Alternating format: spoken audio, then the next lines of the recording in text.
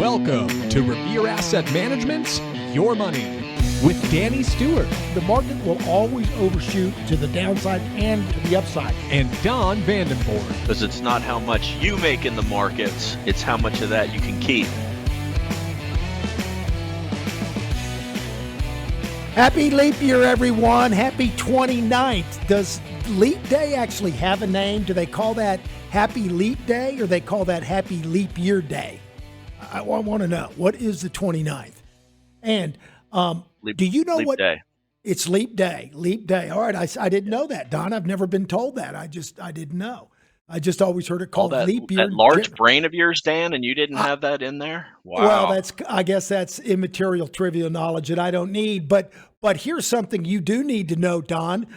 Do you know what Vibe-flation is? Vibe-flation. Vibe-flation. V-I-B-E, like I got a vibe. Vibe-flation. So are your vibes lying to you? And are you an idiot for trusting your feelings? Is your perception lying, or are you being lied to? We're going to talk about that. I got a great article in the mailbag, actually 2 articles in the mailbag that I'm actually going to dissect a little bit. And Morgan Stanley is considering a spot Bitcoin ETF. I think they missed the boat. That ship is set sail. It's going to be hard to collect assets now that you got 3 or 4 big players already in the game. Also, 401ks, they need an advisor. You got 3 components of a 401k: third-party administrator, the glorified bean counter, the accountant. You got the custodian, the brokerage house or insurance company that holds the assets.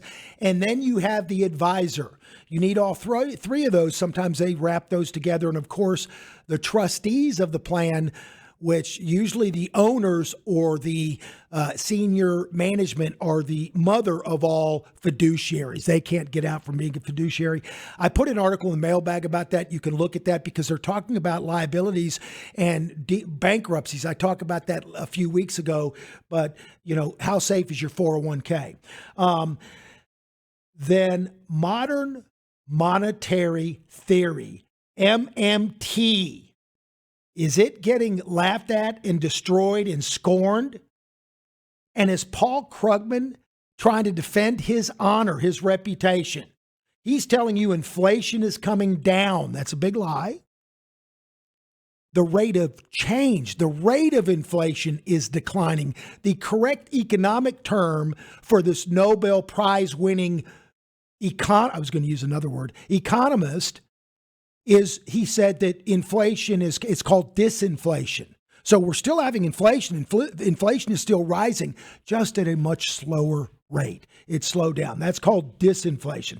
Anyway, he is now trying to ridicule people who think that the economy is bad because they feel that way, aka vibe-flation. He also thinks people overestimate inflation in their mind, calling it vibe-flation. Yes, Paul, people feel that way because they have to dig down deep into their pockets when they have to pay for groceries. And again, most companies are actually slowing down or struggling a little bit. It's really the government spending and the big magnificent 8, or actually about 10 or 12 stocks. I've talked about that ad nauseum. That's keeping the economy, that's making it positive. But I digress. I'm not going to go into that. So really what Paul is saying is don't trust your instincts, your perception. Prices really haven't risen that much, and it wasn't due to the money printing. Okay, Paul, whatever. All right.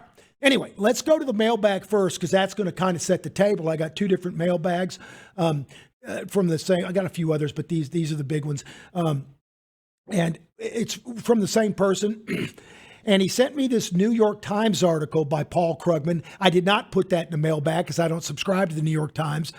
It's a rag for various reasons, but I just don't like it. But he's writing this op-ed. And basically this article highlights the problem with our country and fiat currency and those in power. Okay, so basically he just sent me the article with no comment. I think he kind of did that to needle me because he knows how I feel about Krugman. But anyway, and I'm going to go over this article in just 1 second, but I'm going to Yes, I think I will give my opinion first. My personal opinion, along with many serious economists, are that Krugman is a clown. He is now defending this massive printing that caused inflation, saying it isn't that bad as of recent.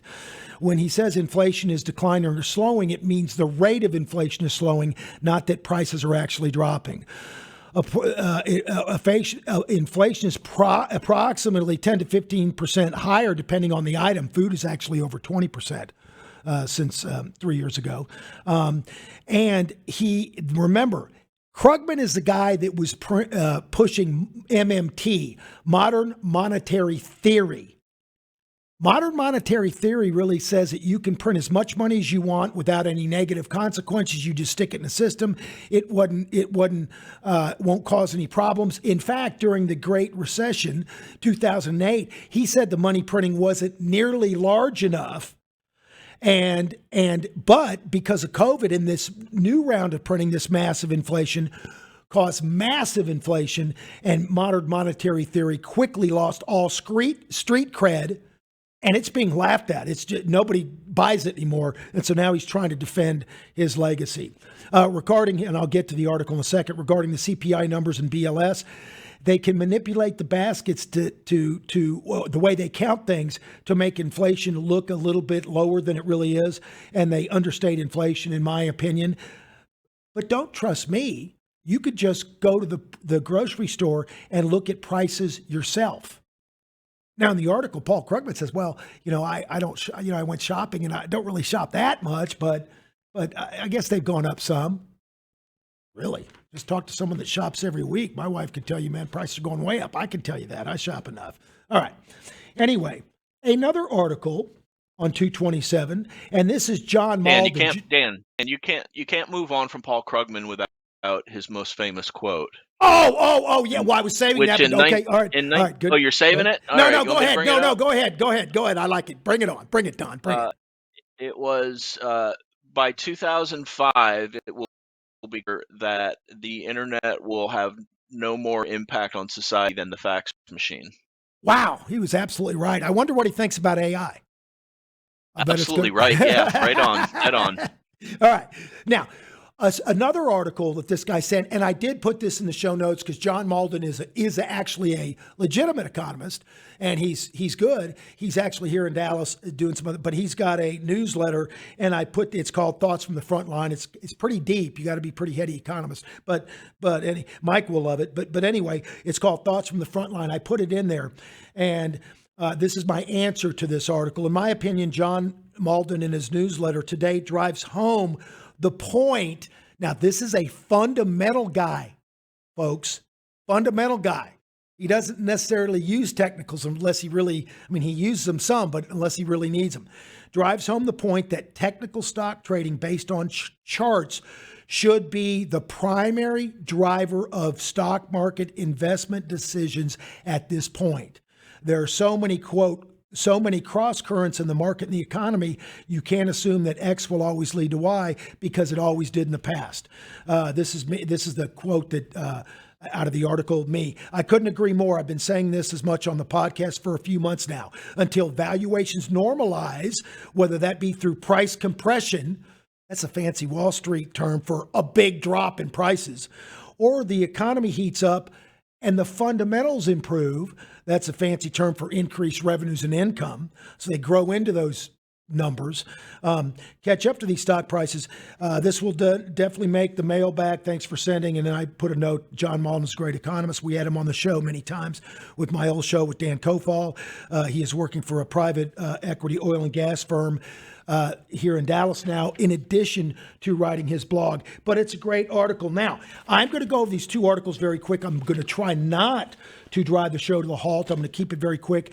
By the way, there is another article on the 401ks, and there's an article on charitable. They're thinking about rejiggering the rules on what classifies as charitable, these charitable funds that you can give. And the problem with that is it's a lot of bookkeeping and accounting and regulatory requirements, and it's going to cut out a lot of small charities because they're not going to be able to afford it. It's only going to be beneficial to the big charities. That tells me the lobbyist wrote it. Anyway, all right, let's go to Paul Krugman. Here's the title of his op-ed opinion piece. Can you really remember how much grocery prices were 3 years ago? Yes, I can. I also remember gas was like $1.50. Paul? Okay. I'm going to go over this very quickly. Whenever I write about falling inflation comments that grocery prices have doubled under President Biden's and they're still soaring, they haven't and they aren't. Okay? He said groceries for home consumption rose 19.6% between January 2021 and 2023 and another 1.2% the following year. So they're up about 21%. Okay? Yes, grocery prices are up a lot, but not nearly as much as people claim. I never claimed that. I said they're up about 20%. Actually, I sandbag a little bit. They're like 22. Okay. I should have expected immense vitriol blowback from yours truly and denunciations of the BLS. Predictions of easy money and runaway easy money would cause runaway inflation has been wrong. You don't think 22% inflation is high, Paul? And insisted instead that the government is cooking the books. Well, they're doing that too, Paul. They're doing both. We've heard a lot about Vibe-flation, and many people insist the economy must be in bad shape because it feels that way. Vibe-flation is when people take the actual inflation we're experiencing and then making it higher in their mind. That's basically what he's saying. Paul, here's the problem. They feel that way. Credit card debt is almost at record levels. People are being pinched. If you're not part of those big tech companies, and there are a lot of companies that are struggling and a lot of parts of the economy that are in trouble. Okay. And by the way, the CPI, remember the manipulating the number? They actually love to quote CPI X food and energy, right? I don't know about you, but I eat and I drive every day. So those are two of the biggest components of my inflation index. Why would you take those out? Oh, can we add cost of college in there? My youngest daughter's still in college. That's going up 28, 10, 12% a year. Anyway, okay. He goes on and he starts talking about the official data, how you calculate it. But he had he said, this roller coaster ride had nothing to do with Biden economics. It's all about the avian flu. So he's trying to blame it on COVID, and he basically is saying, don't trust your feelings. Paul, I'm not trusting my feelings. I'm trusting the numbers. The numbers say inflation's up 22% in the last 3 years. That sucks, Paul. People are feeling it. Yes, people got raises. You mentioned that in the article. You didn't mention they got raises. They didn't get raises 20%, maybe 3 or 4%. They're not getting raises 20%. So, Paul, you're wrong. All right. This is thoughts from the front line, and it says the good news, bad news. Now, this is a very good article. He's talking about the science of economics, and he talks about you got to be careful because you have a lag effect. Now, I'm going to just go through the highlights. No imminent danger. Start with the good news. Statistical vital signs are, if not healthy, at least stable. Okay? COVID obviously distorted the 2020 numbers. Things got a little choppy. Our GDP is doing well against other large economies. Our labor market looks fairly healthy. Our consumer spending, now, so those are the good parts. Consumer spending is kind of the biggest, is also okay. The biggest sore spot, inflation. And he starts talking about annual inflation. And he did say that inflation is coming down. Now, his little summary paragraph, manufacturing in decline for over a year. Factory construction up 75% over the last year.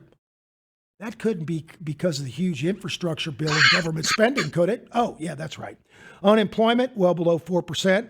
Labor force participation, still dramatically lower than it used to be. That's one reason for the high, low unemployment rate. But that also makes sense, folks. Not only do they lower the participation rate to manipulate so they can report good job numbers, also with the baby boomers retiring, there are less people that are actively in the workforce. So the participation rate is a combination of them sandbagging a little bit, but also more people are retiring and coming out of the workforce. So the participation rate is actually declining some.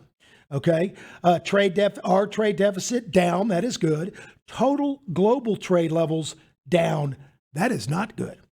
Japan economy, better in many ways. China economy, worse in many ways. Said this for a year, folks. China's in trouble. Housing prices have not collapsed at all. Housing sales volume totally collapsed because people can't afford the higher mortgage and interest rates. Other people like me that don't want to move because then what am I going to do? Now I got a really high new mortgage at 10% or 8 or whatever instead of being at 2.7, 2.5. Okay. Housing supply, housing demand, not collapsed. Housing supply, collapsed. Tight supply is one of the reasons. Core goods inflation, gone. Core service inflation, not gone. He goes, I can go on, but this is the tail of the tape. Don, I think he's been watching our show of the economic data. If you look, it's basically he's saying you're getting a mixed bag. Now, he is talking about the GDP growth, the dependency ratio. I'm going to skip through that. He said that, see, he uses the correct word. He calls it disinflation because he's an economist that didn't win the Nobel Prize but knows what he's talking about. Disinflation we are seeing in goods. That's great for furniture and clothing cost less, but not so much for rent. And you got rent every month, and so is food and healthcare. That's what I'm talking about. They count the basket. They ain't counting my basket. My basket's going up higher than their inflation rate. Okay? Frustrating data. This is key. Most frustrating to me personally is the inverted yield curve. He said, this was my go-to recession indicator for decades and is one reason I expected a recession in 2023. You have to go back to the 80s to find a yield curve more inverted, yet we see no recession. I have pointed out numerous times an inverted yield curve doesn't cause a recession like a fever. It simply indicates that something is wrong. Folks, remember I said this a while ago. Of the last 10 recessions, the yield curve was inverted seven times. So the yield curve predicted 7 of those 10 recessions, but not all of them. However, there was a liquidity event. Liquidity got tight. So volumes dried up, you got an inorderly market 10 out of 10 times. So when you see the markets freezing up, that's even more important than the yield curve. Okay? Now, the next chart, federal tax receipts have plummeted. That's typically associated with a recession. Let me ask you folks, if the economy is still doing pretty healthy, going along pretty well, and it was broad, meaning across the board, not just the big 7, magnificent 7 or the big 10, whatever. Why would tax receipts be going down? And he used the word plummeting. They are going down quickly. That's not a good sign. That's not. Where did you get that from? This is they just changed the number of bonds that they're releasing, that they're having to sell because tax receipts were above normal, above expectations.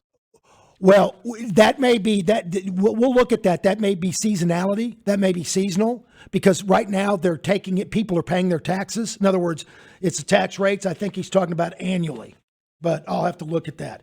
But I'm looking. He's got a Fed chart right here. I'm looking at the Fed. I have another follow-up. Somebody reached out to me and said, and I don't know if they have this right or not, that on last week's show that of all the jobs that were added. It was like 8-to-1 government jobs versus private sector jobs. Is that? Yeah. No. It's most of the job growth was private. Public sector. That's one of the problems. Listen, Kofal my old partner came up with the Kofal curve where he said a government job is not equal to a private sector job. Why is that? Because it takes 5 to 8 private sector jobs, tax receipts, me making money, paying taxes. And it obviously depends on the level of income for everybody, but it takes approximately 5 to 7, 8 people paying taxes in the private sector to cover the salary of one government employee. So Right. as private sector jobs, do you have a link to that? Can you put a link to that in the show notes today? That I will just find. to back that up. There's a link to his article. I'll have to look at. I've got the Fed government. I may be able to insert that. I'll have to see if I can find this exact link. But it is under the employment source, Fred, Bureau of Labor Statistics study.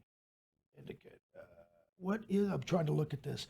Federal government current tax receipts. Yeah, this is a government federal current tax receipts. That's what I'm looking at. I also have to point out, Dan, the addition you made about 4 minutes ago to the English language, dramatically. Oh, that's my new sniggling. That's my new, dramatically. Dramatically and drastically combined equals dramatically. I like that. Dramatic. Thank you. I'll have to remember that. I can't remember the one. My daughter came up with a hysterical one. I have to remember it and tell you Tim's guys. classic was extragenous. Don't forget That's that. right. All right. Extraneous and exogenous equals extragenous. Yep. All right. Here, though, is his gold nuggets in there. So here he gives all the economic data, the fundamental data.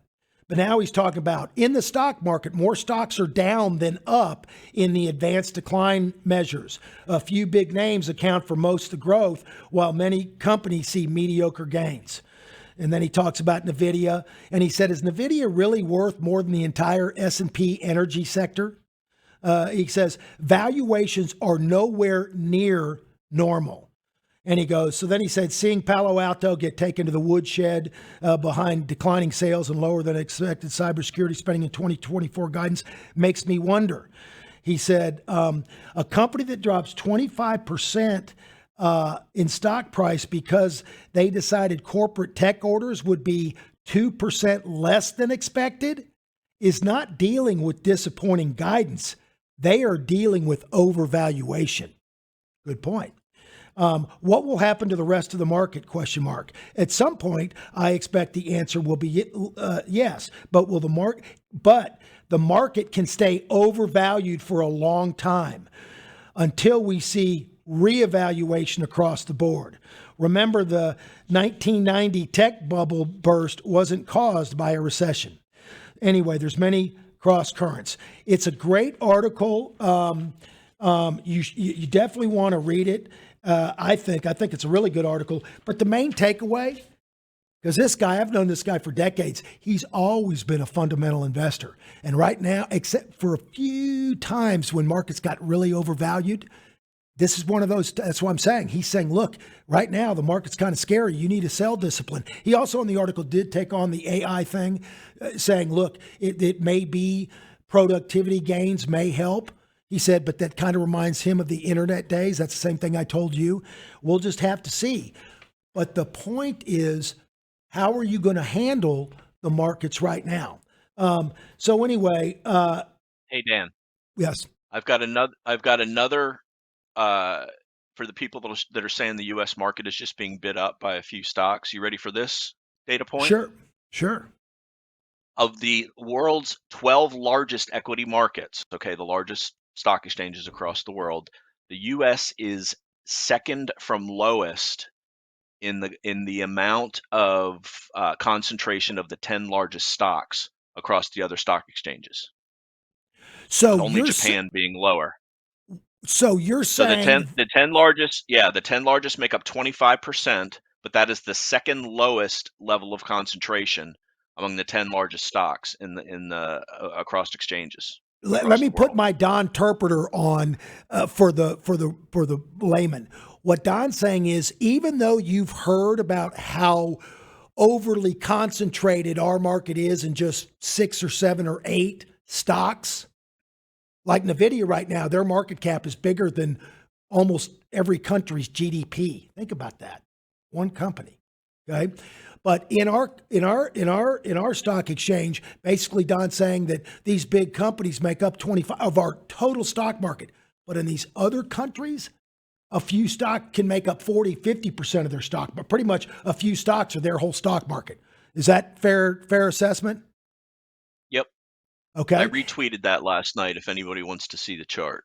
Yeah, and by the way, folks, so what does that tell you when investing overseas? you're not as diversified as you think. One or two Not even stocks, close.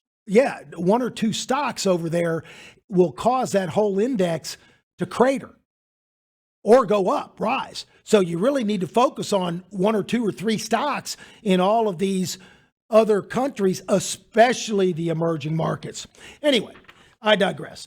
All right. So, in a nutshell, yes, Paul, most people feel that way because they have to dig deep. Inflation is still rising. And for a great majority of the people, things are kind of tough. Their bills have gone way up. Their salaries have not kept up with pace.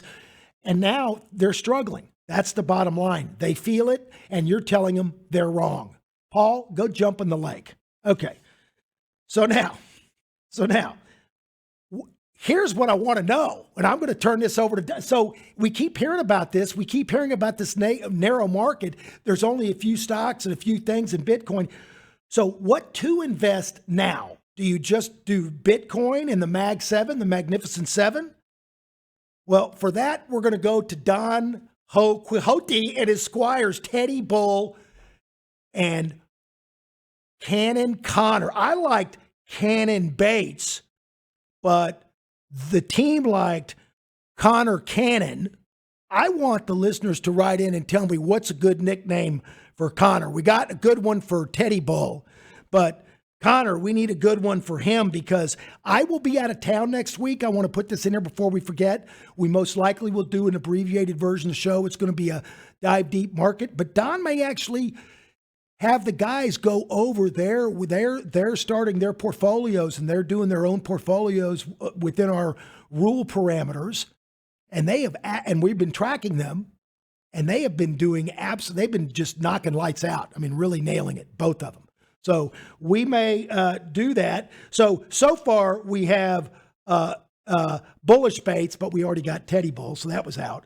We got the Condor, because you're flying at 10,000 feet just looking for your next prey, your next stock or ETF. And we got Cannon Connor, or Connor the Cannon. We want to know what you think. But right now, let's go to the markets and Don Ho. Don, what are the markets telling us we need to do heading into next week? Are we finally hitting a top? I love it when I say that. He hates it. Oh, I don't know. Geez, Dan, you know, I'm never going to say that. 3 words, and it's the same 3 words that I've been saying for weeks, months.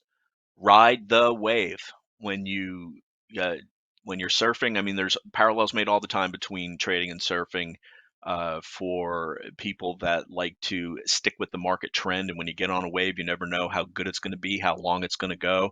But we've just been riding this wave, and that's the reason our flagship portfolio is named growtection, is because we grow assets in uptrends and protect assets in downtrends. And we've got a bunch of rules that we've developed over the years, and it's going to keep us in when the market's going higher. Literally rules to keep us in, no matter what our opinion is, and literally rules to get us the heck out, no matter what our opinion is, when the technicals of the market deteriorate. And as far as things go recently, we had this latest inflection point was a gap up in the market spurred by NVIDIA's earnings last Wednesday after the close that lit a fire under the entire AI-related hardware, software, and chip sector. And tech is such a big portion of the U.S. exchange that it led to a gap up in the S&P 500. And then all we've been doing since then, waiting for a big inflation data report this morning, is we had a gentle pullback. We stopped pulling back right where we needed to. We had another gap up this morning. This gap up is fading a bit, so it's definitely something that we need to keep an eye on. But the inflection point, the low of the gap up day last Thursday in NVIDIA and in the indexes, there's the S&P 500. I'll also show the NASDAQ 100. That level has held of them. And we're also seeing some outperformance in small caps and mid caps relative to what's going on since that gap up last Wednesday, Thursday. So as long as until those levels break it's back to the saying that more money has been lost worrying about a market correction than in the correction itself. So we just every day we raise our stops in house. We discuss it in the morning call. And as we add new positions, that puts more risk on, but we've got stops in all of those as well. Every time we add to something, that raises our risk level too. But as the stops are gradually raised, that offsets that. And I put a chart out. We track our balance at risk, which is the profits we've made since this follow through day minus the open risk. And we keep making new highs on that all throughout the month of February. So that's just the following the rules that, if we break the 21-day moving average, we haven't in 30 plus days. 79 out of 80 days we've been above the 21-day moving average on P500, going all the way back to November 2nd when we first gapped up. This is a long bull run. It's long back when it was 50 days, when it was 60 days, when it was 70 days. Now it's 80 days. So we'll continue to monitor that, and our stops will take us out of the market. It won't be our opinion that takes us out. And this morning we've got four either leading names that have been basing or current leading names that are up between 16 and 18, 24%. So that says the market still has a risk appetite. When big gaps up like that happen in a weak market, they get sold. And that's not what's happening. Leading stocks have been outperforming the indexes, and those are all the signs that we look for in a bullish trend. We have it, and until we don't have it, we're sticking with the uptrend. Okay, so until proven otherwise, we're in now. So yeah, the quote is more people have lost money avoiding the next bear market than the bear market itself. Let me ask you a quick question, because I know the listeners would be interested in hearing this. I know we brought this up before, but we get new listeners all the time. We've got a big audience. You talk about all the rules, the buy and the sell rules. What do you think? I know my opinion. I don't want to prejudice you. What do you think is the hardest thing to do? Is it to sell, whether it's offensive selling or defensive selling, or is it buying, or is it sitting on your hands in between the buy and the sell? What do you think the hardest part of? And I know it's a tough answer, but what's the hardest? It's managing the positions that you take, knowing how big a size. When something really takes off to the upside, you always wish you had a bigger position. When something gaps down, you always wish you had a smaller position. But managing, the rules can get you into a stock. It's how you manage it, how you keep to your losses. Are your losses too tight? That'll keep you from taking part in the upside if something happens. I've gotten stopped in several stocks this year that just turned around and went higher, most recently ELF. But it's part of the numbers, the overall numbers, the statistics that go into how many trades do you have, how much is your average winner, how much is your average loser, and how much do you make when you're in versus. And then, of course, you got to compare it to the overall market, because if you're doing all this work and not outperforming the overall market, you might as well just buy the S&P 500 and get out of the way. So we know from the numbers historically that buying growth stocks in a healthy uptrend is the strongest way to make money in the market, and then locking those profits in when the market tenor changes from positive to either sideways or negative. And just sticking with those rules is the best way to go. And Dan, anytime you hear somebody from Wall Street saying you can't time the market, they are riddled with conflicts of interest. They don't get paid unless you stay into their products. We know from history that the average leading stock, once they top, they drop 72%. That's part of, and that trickles into the indexes as well. If stocks are dropping like a rock like that, it's going to be reflected in the indexes, because 75% of stocks are going to do what the overall market index does. The market indexes have been in an uptrend, and leading stocks have been very plentiful. They don't all work. When they don't work, you cut your loss quickly and move on to the next name or add to an existing name that you have. But and it's the sleep at night factor too. Our pie chart people aren't going to be able to tell the people that. And when I say pie chart, I mean buy and hold all in all the time. When their clients call up, they can't tell them, yes, you're up 15% this year. And if the market goes into a bear market, you'll only lose a certain percent of that. You'll be fine. No, they have no idea how low it's going to go if we turn into a bear market, because they don't ever sell. So Right. Right. Right. if there's ebbs and flows in the market, there's times when the market is absolutely healthy and the wind is at your back, and there's times when the wind is absolutely in your face. And we've got trend indicators that tell us that. We follow the market across 3 time frames: short term, medium term, long. We detail it every night in a video, and if there's any changes, what portfolio changes we're making, where our stops are, what we get stopped out on. We don't have a crystal ball here. They don't always work, but we'll talk about them when they don't work, and we'll talk about what does work too. Oh, yeah, you get to see everything, warts and all. No. We're the most transparent advisor that I know of. I'm not aware of anybody that's putting out as much content of what we're actually doing as we do. One comment I want to make, though, because, you were talking about beating the market or doing any of that stuff.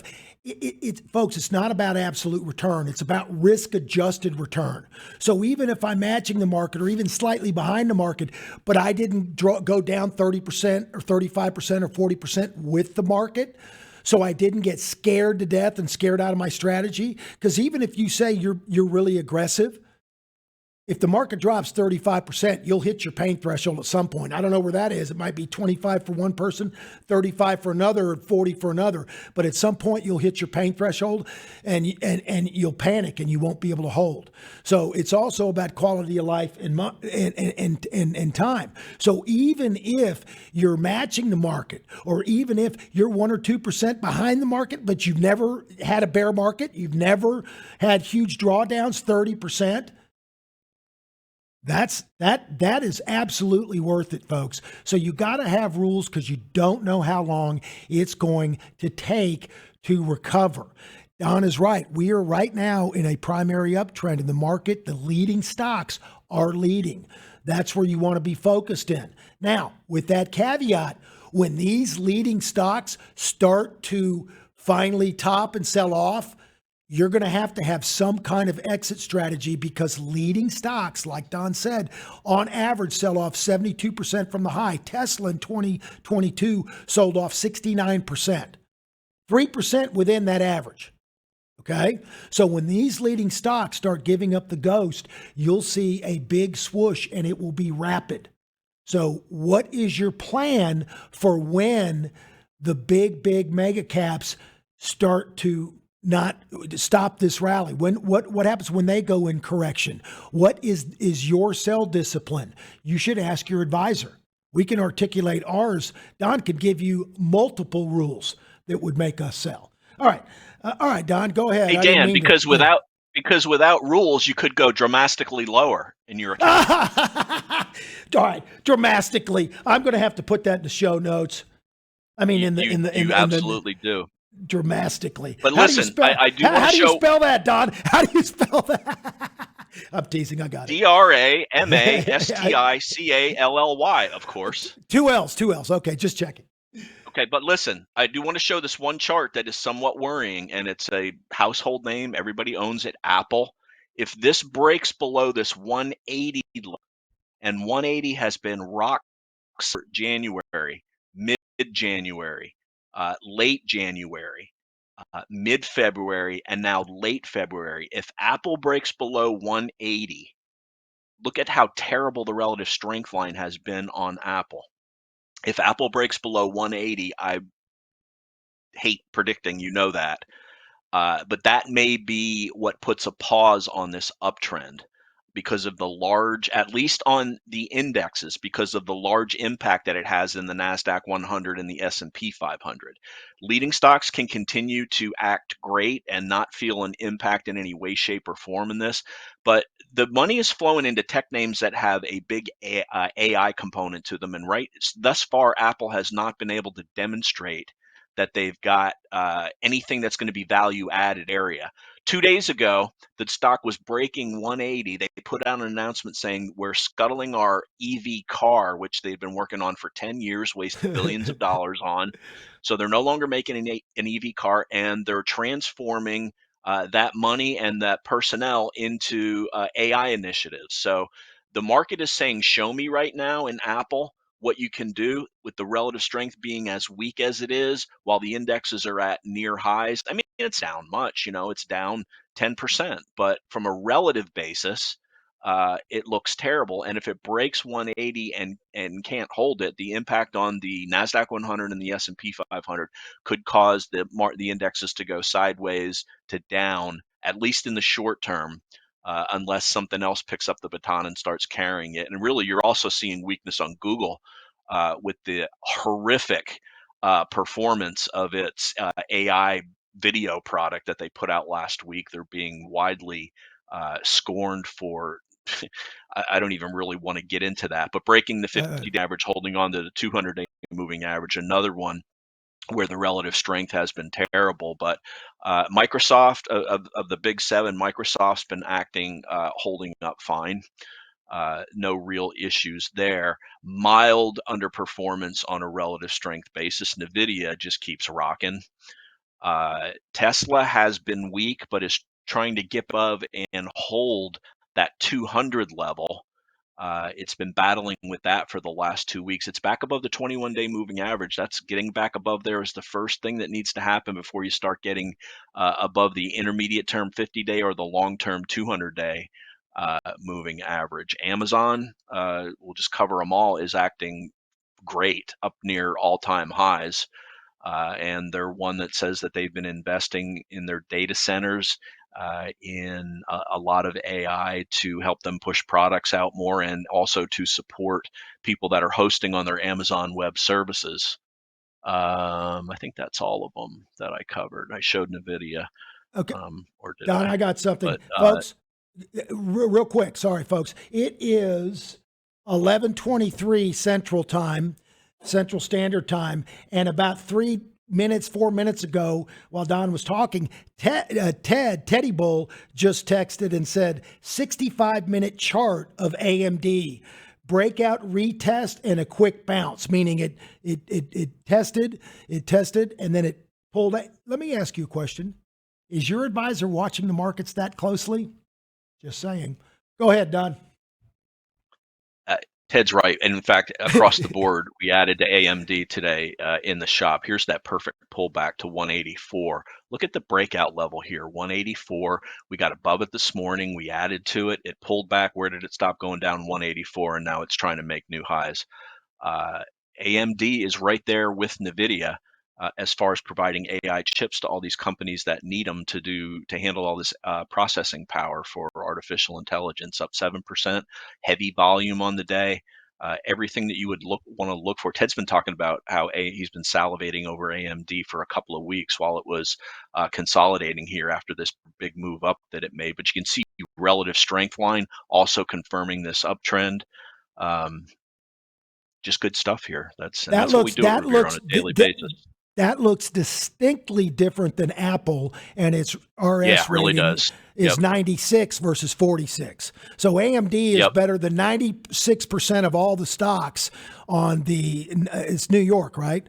The relative strength measure against the New York, or just all the stocks? It's everything. It's the entire the entire universe. So that's the entire stock market, folks. But if you're really going to start against big cap, because you really got to compare them against, you can't compare them against a little penny stock. It's probably even a little higher than 96. But anyway, 96 is an extremely high number. 46 for Apple, that's pretty bad. That means it's doing worse than more than half of the stocks in the market. All right, Don. Yeah, let's turn it over now to the guys for their presentations. Ted, you want to go ahead and go first? Yeah, sure. Just wanted to do a quick update on Bitcoin. I talked about Bitcoin maybe a few shows ago. Just want to walk through our thought process with why we made a 50% trim yesterday. And so on the top left, I have the Bitcoin chart, and then the bottom right is what is the instrument that we use in equities, the IBIT ETF. And so we initially took a position at 25 on the breakout, and that coincided with 55,000 on Bitcoin. And immediately that showed a profit from the start. And that consolidated extremely well, put in a very nice tight flag. And then recently in the last 3 days, we saw huge range expansion. And yesterday we got above 10 ATR above the 50-day. And so that is something I look at and the team looks at. When we get above 8 ATR above the 50-day, that's kind of an exhaustion type area, and that's where we look for some trims. It doesn't mean we just let loose an entire position, because it can definitely go higher and we want to stay in that trend. But these are usually areas where we look for a trim, and that is what we did yesterday. And also, if you remember on a previous show, I talked about the SMCI climax top, and one indicator I looked at was the largest daily candle since the start of the move on the largest daily volume, and that is exactly what happened with Bitcoin yesterday. And so it's just really interesting that these patterns, these signs of exhaustion show up in Bitcoin and crypto. It would show up in commodities. So Equities, did you and sell ETFs half a as well. Bitcoin? Did you sell half? Yeah, What? Don. Okay. Yeah, Okay. I Just want to sold clarify. half. Connor sold half. Yeah, we all sold half yesterday. So, and we timed it pretty well. Obviously, we're not trying to nail the highs, but just making our best decisions in real time, and it's a pretty good sell so far. Bitcoin is still acting very strong today, as you can see, but it's nice to take some off the table. And then I haven't talked about breadth in like 6 weeks, so I just wanted to quickly do an update on the net new highs and lows, the NYSE NASI, and then the CNN fear and greed. I didn't include the AAII and the money managers numbers because it updates today, and since we're doing the show early, I didn't want to share Stale a data. 1 week old Yeah. reading. Yeah, exactly. There's really no point in doing that. As you can see, this recent period, December through present time in the New York Stock Exchange, pretty much all net highs, which is definitely a clear character change from the bear market on the left side of the chart. And same with the NASDAQ, even though the readings are a little bit weaker, we still sustain this net high period. And that is exactly what we want to see in the uptrend. It just means that stocks are actually dragging the entire market up, and stocks are making new highs. If you can go to the NYSE NASI, Don, we made a huge move up from November, and then we pulled back. And usually when the NYSE NASI breaks a 10-day simple moving average, we'll start being a little bit cautious. But this time around, the leaders held up really well. And right now, we're kind of like, as you can see, we're kind of rounding around a cup even on these indicators. Obviously, traditional technicals, we're not really kind of applying the same analysis, but in a way, you can apply kind of patterns to these as well. And we're forming this little flat, narrow channel here. I would call it a low cheat or a cheat. And if we break out, breadth could definitely expand up again. And we've seen IWM, mid caps, equal weighted S&P, RSP kind of come into gear and show some relative strength.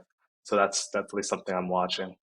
And then finally, last time I talked about breadth, I talked about us being extreme greed. We're back in extreme greed, but I think this is more of an indication of how strong the market is. If a market can stay overbought for a persistent period of time and in this extreme greed area, that could be a hint or foreshadowing that a very, very strong uptrend will likely take place even after the inevitable correction that we might face. And a pullback and correction at this point would be definitely very healthy, provide some of these leaders some time to go sideways, and then an opportunity for us to get back on board. Good stuff, Ted. Appreciate it.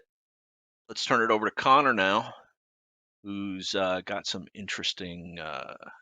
He's got, first of all, a chart, and then some individual names we're going to look at. Yeah. I wanted to talk about biotech today, and Don's got a chart of the XBI right there. So this is the weekly chart, and just going to kind of like walk through and like what I'm looking at on this chart. For the past 2 years, it's been going sideways, and that 60-65 level has been the bottom of the range. And when you look at it, it's held nearly 4 or 5 times. And during the bear market, it was every time it would come down to there, it bounced, and then it would get up into that 90 to 100 area, which was the upper end of the range, and it would just get rejected every time. This week, major character change. And why is that? Well, that's because it's breaking above 90 and it's getting back above that anchored VWAP from all-time highs. Like throughout the past couple months on the show, like you guys have probably heard me mention these anchored VWAP from all-time highs quite a bit. But like I did a pretty big deep dive, and these are just fantastic turning points for when something's been in a prolonged downtrend. The S&P respected that COVID low anchored VWAP, great. And all these growth stocks that got crushed in the bear market, 40, 60%, they really started to run once they got over their anchored VWAP from all-time high. And I mean, some of these stocks were below it for over 2 years. XBI was as well. So getting above that's a key point. And from a stage analysis perspective, this is a breaking out of a stage 1 base into stage 2. And we always want to be involved with stocks when they're in a stage 2 uptrend, because history shows stocks always make the biggest moves when they're in a stage 2. So this is good. It's pulling back today, but that's normal after breaking out, as long as it can hold above that pivot and anchored VWAP. And Don, if you just pull up some charts on MarketSmith. And when we look at individual biotech charts, if you pull up a chart, VKTX, yep, this is not something, we're ever really going to buy. There's just too much risk, but we're still going to watch the action of biotech stocks to give us a general gauge, like, are people buying speculative biotech stocks? And sure as heck, this had some GLP-1 data, massive move, pulling back today. But nevertheless, like, people are buying these gaps. It had a day 2 higher high. It's pulling back now, but that's good to see. Another ticker is CRSP. This is another gene editing CRISPR stock, and this broke out of a really nice cut base, and it's holding up well. Another sign that people are buying biotech stocks. Relative strength line looks awesome above the 200-day. And then another one is Vera. Never buy this at Revere, but we still, like I said, we like to look at these, and these are indicative of money flowing into biotech. And, if, as you know, we had a trade in Leibu in the shop, and that ETF moves fantastic. It's got an 8% average daily range. So you're not sacrificing alpha trading the 3X ETF for biotech. And on that breakout, the move was 12 to 15%, which is great. And you don't have to worry about FDA bombs and other stuff with these biotechs. And no single stock. No, hang on. No single stock risk is what you're saying. Exactly. Right. Yeah. And then, 3 drivers that I think is driving the space. There's some major M&A deals that have been taking place. With AI, biotech has a lot of applications for the use of AI, so that's helping a lot of these companies. And given it's been in a range for 2 to 3 years, not a lot of people like biotech, and the sentiment's pretty washed, and maybe it catches some people off guard. So definitely an exciting breakout, and we'll have to watch it moving forward. I'd like to jump in real quick. I just want to say one thing. So, folks, one thing I want to make sure that didn't kind of go over, that everybody caught that. So what he's saying is, these biotechs, they're extremely volatile, and especially if they're trying to get FDA approval for the next drug, if they're at, you got trial phase 1, 2, and 3, and if the FDA just puts it off for one more quarter, that thing will drop 50%. It'll just, or 80, it'll just get crushed. And so individual stocks have individual stock risk. So if you really like a few biotech stocks and that sector is heating up, you have actually less risk. This is counterintuitive. You have less risk managing a triple leveraged ETF than you do buying an individual biotech stock name. Kind of likewise, when Don is looking at stocks for a growtection portfolio, he wants an expectation of that stock to that leading stock to make double what the S&P would make. Because if it doesn't, instead of buying a 4 or 5% position in that stock, he could just buy a 2.5% position of SSO, a double S&P, which is a 5%, a 5% SSO position, and get that same expectation, but with no individual stock risk, just market risk. He's got diversification. So sometimes ETFs are superior to stocks depending on the strategy. Uncle Tony's going to hate that one, but that's just the truth. So anyway, sorry. All right, back to you, Connor. Unless you're done. Okay. Under the right market, never hold it if it starts breaking moving averages. Oh yeah. Well, this broke out of a flat base. If this comes into, we booked 18-19% gains on half of this when it made its big run, because again, back to the ATRs that Ted mentioned, it just got too extended. We're expecting a pullback. We're getting that pullback today. It's a normal pullback, but if it pulls back into the base, that makes it a failed breakout, and we'll get rid of the rest of the position. We are not ideologues that are going to hold on to something and ride it down. That's absolutely right. That's absolutely right. Connor, is that? Dan, do you have anything else? That's it. All right. Well, listen, folks. Yep, I hope you got a plenty of red meat today. We gave you lots of market data. Yours truly will be flying down the mountain next week at Mach 4, actually Mach 8, but who's counting? And so the guys are in charge. I'm leaving the inmates to run the asylum. It's kind of a scary thought. There most likely will be a show next week. The guys will talk about it and see if they want to do it. That's more than fine. And I think it probably will be even a little bit more market-centric than this show. I'm pretty confident of that. Anyway, folks, listen, if you like what you heard, please tell a friend, tell a neighbor. Just send them to revereasset.com. Up in the right-hand corner, there's a subscribe button, and they can put in their email address and their name, and this podcast will go directly to their inbox, as well as Don's daily market, tomorrow's insights, his daily market insight videos every time the market's open. And next to that is a contact button. It'll send me an email directly. You can ask about a stock you want to discuss or a topic, or you just want a complimentary portfolio review. You can also always call us you can email me directly at dan@revereasset.com, Don, Connor, or Ted at revereasset.com. And you can always call us old school at 855-REAL-WEALTH. Folks, we will talk to you next week on your money, not their money, your money. Because it's not about how much you make in the market, it's about how much of that you can keep. Do not let your account go dramatically lower.